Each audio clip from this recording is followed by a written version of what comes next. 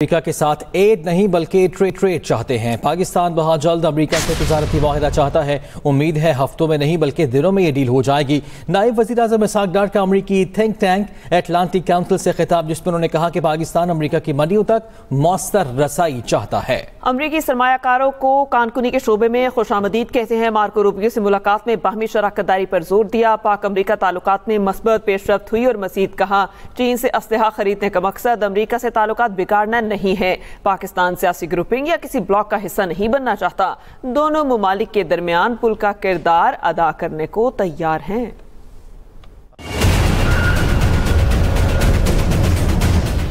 नायब वज़ीर आज़म इसहाक डार का वाशिंगटन में अमरीकी थिंक टैंक एटलांटिक काउंसिल से खिताब। इसहाक डार का कहना था पाकिस्तान अमरीका के साथ एड नहीं ट्रेड चाहता है। हम अमरीका की मंडियों तक रसाई चाहते हैं। We hope to conclude a mutually beneficial trade agreement at the earliest, hopefully in days, not in weeks. Pak Bharat कशीदगी से मुतालिक गुफ्तगू करते हुए इसहाक डार ने कहा भारत के खित्ते में तसलसल और बालातरी की कोशिशें 7 से 10 मई के दौरान दफन हो गईं।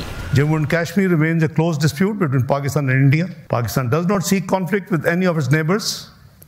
Our vision is not rooted in rivalry, but in regional connectivity. The new normal which India tried to establish has been buried between 7th and 10th of May.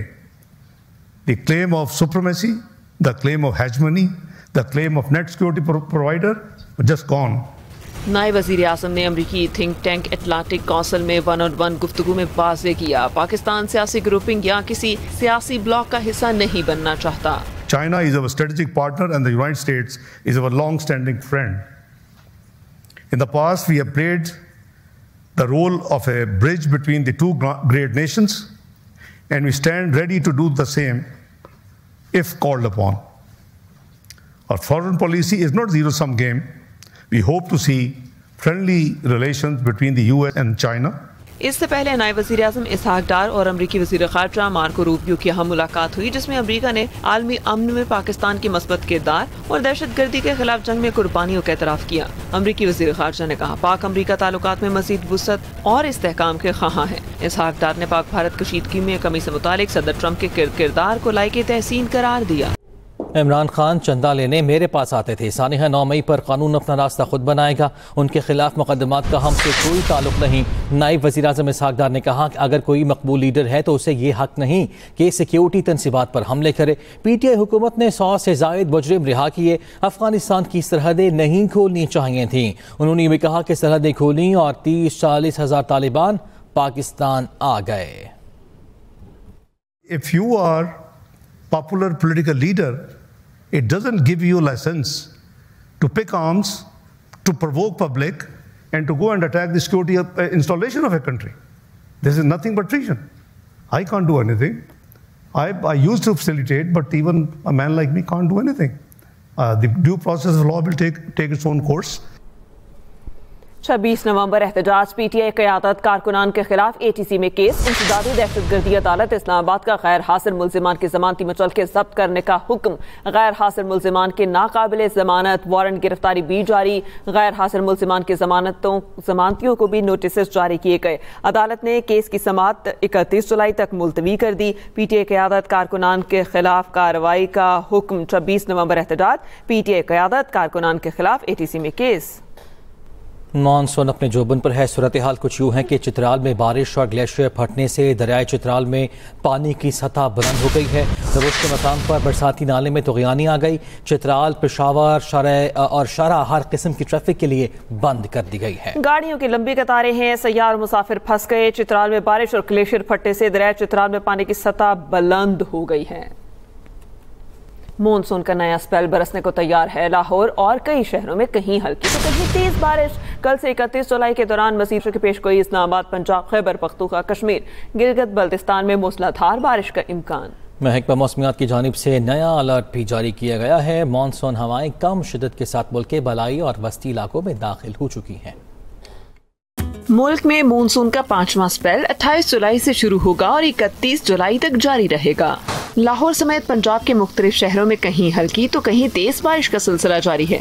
महकमा मौसमियात के मुताबिक रात में लाहौर, रावलपिंडी, मरी, गिलियात, गुजरांवाला, गुजरात, सियालकोट, नारोवाल में गरज चमक के साथ चंद मकामात पर बारिश हो सकती है।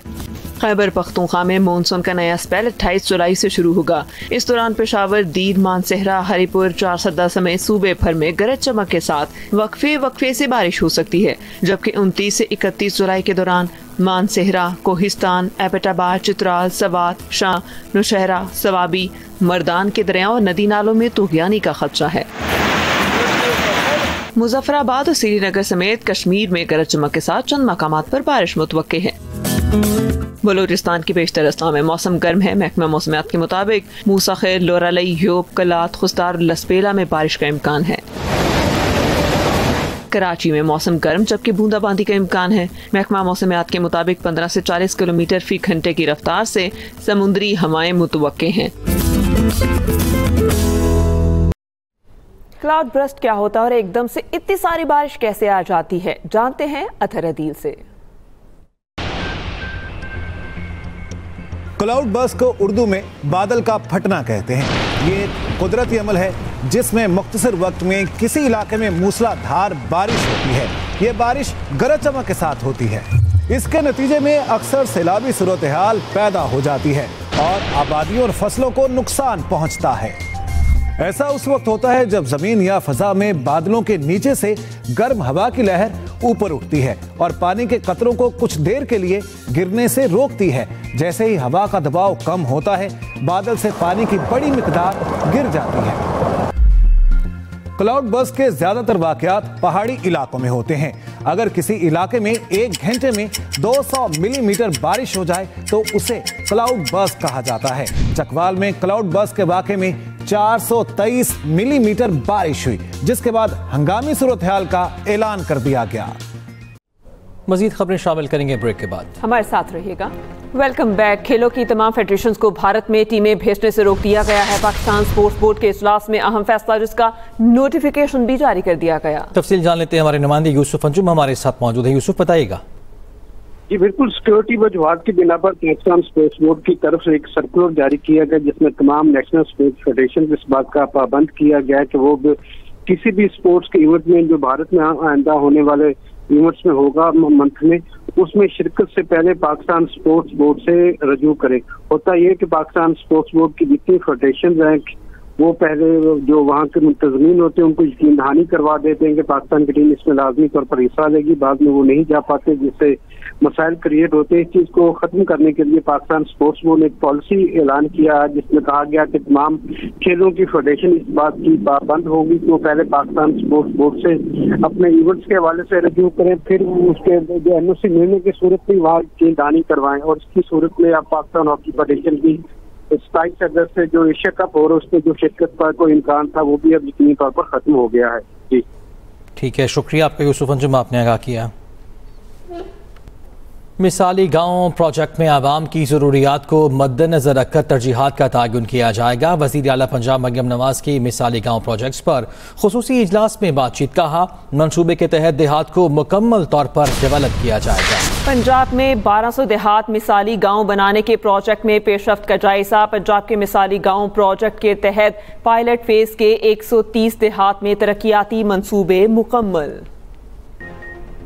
Welcome back. DGISPR की GCU यूनिवर्सिटी लाहौर के तलबा और तालिबात के साथ खुसूसी नशिस्त। लेफ्टिनेंट जनरल अहमद शरीफ ने भारत के ऑपरेशन सिंदूर को खाक में मिलाने और मार्के हक की ज़बरदस्त फतह पर रोशनी डाली है। DGISPR ने खुसूसी तौर पर मार्के हक के दौरान नौजवानों के जज्बे, सोच और हुब्बुल वतनी को भी सराहा है। तलबा और तालिबात ने माशरती और कौमी अमूर बिलखसूस सिक्योरिटी के तनासुर में खुलकर सवालात किए। तलबा ने मिली नगमे के जरिए पाक फौज को शानदार खराज तहसीन पेश किया और कौमी इत्तेहाद की बेहतरीन तर्जुमानी की। तलबा ने नशिस्त को खुशाइंद करार दिया और मुस्तकबिल में भी ऐसी नशिस्त के एहतमाम की ख्वाहिश का इजहार किया।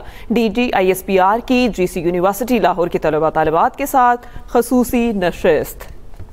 फितनाल खवारिज की जानिब से ड्रोन हमले की वीडियो जारी। निशाना मासूम पख्तून अवाम बने। भारतीय फंडिंग और हिमायत से पाकिस्तान में दहशत गर्दी फैलाने में फितनाल खवारिज का बड़ा किरदार है। फितनाल खवारिज की जदीद असलहे तक रसाई भारी भारतीय फंडिंग का मुंह बोलता सबूत है। जराये के मुताबिक भारतीय सरपरस्ती से फितनाल खवारिज के हाथ अब ड्रोन हमलों तक पहुंच चुके हैं। फितनाल खवारिज ने सोशल मीडिया पर ड्रोन हमलों की वीडियो भी जारी की।